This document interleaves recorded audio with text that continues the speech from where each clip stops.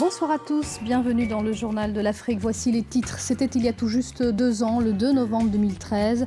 Ghislaine Dupont et Claude Verlon, en mission pour RFI, étaient assassinés dans le nord du Mali. L'émotion cède la place à la colère car l'enquête n'avance pas. Leurs proches réclament toute la vérité et la levée du secret défense sur ce dossier. La rougeole continue à tuer au Congo. Elle a déjà fait des centaines de morts. Nos équipes se sont rendues dans une zone reculée de l'ex-Katanga où une organisation se bat pour distribuer des vaccins à la population. Les enfants sont les plus touchés. Et puis notre invité, Jean-Louis Borloo, ancien ministre de l'écologie, à un mois de la conférence de Paris sur le climat, il nous parlera de sa fondation Énergie pour l'Afrique, projet ambitieux pour l'électrification du continent. Demain, le président du Parlement panafricain, engagé dans le même combat, s'exprimera à ce sujet devant l'Assemblée nationale. C'est un événement extrêmement rare. Le président du Parlement panafricain va s'exprimer demain devant l'Assemblée nationale française à l'approche de la conférence de Paris sur le climat, la COP21. Le Camerounais Roger Nkodo Dang évoquera les enjeux, bien sûr, liés au changement climatique, mais aussi à l'électrification du continent. Un dossier porté par notre invité Jean-Louis Borloo. Bonsoir. Oui, bonsoir. Vous êtes ancien ministre de l'écologie et président de la Fondation Énergie pour l'Afrique. Alors, vous nous le disiez juste avant cette interview, ce discours du président de l'Assemblée panafricaine va être très important, selon vous. Qu'est-ce que vous attendez de Paris sur ce dossier de l'électrification ?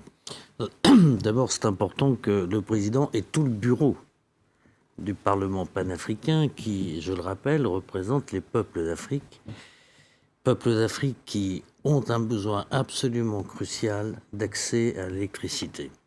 Parce que c'est ce qui gouverne l'accès à l'eau, l'accès à la lumière, l'accès à la santé, on l'a vu là, dans ce reportage, pas d'électricité, l'accès à l'éducation, l'accès à l'emploi, l'accès au développement. Et donc on a une situation paradoxale, l'Afrique est le continent qui a le plus gros potentiel énergétique, est un continent où les 2/3, voire les 3/4 en Afrique subsaharienne, des gens n'ont pas d'accès à ça. Donc c'est une bataille. Les chefs d'État et de gouvernement ont accepté la proposition que je leur ai faite d'organiser une agence panafricaine où on concentre l'ensemble des moyens.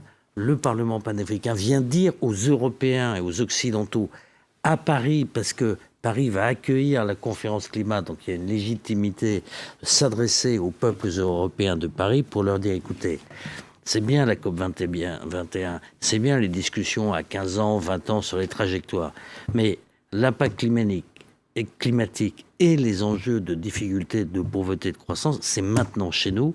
Donc on vous propose un plan structuré, organisé, méthodique, financé. Avec un financement clair, avec un financement combien exactement clair de 5 milliards de dollars par an pendant 10 ans de subventions.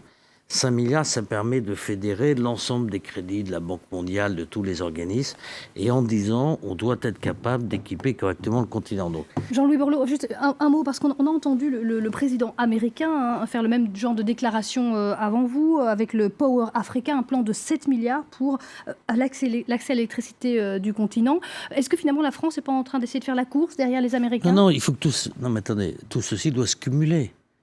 Moi, ce que je dis, c'est qu'il faut qu'il y ait une agence africaine, dirigée par les Africains, et que nous, on mette, Américains, Français, enfin Européens, à disposition les financements nécessaires. Ce n'est pas une initiative française.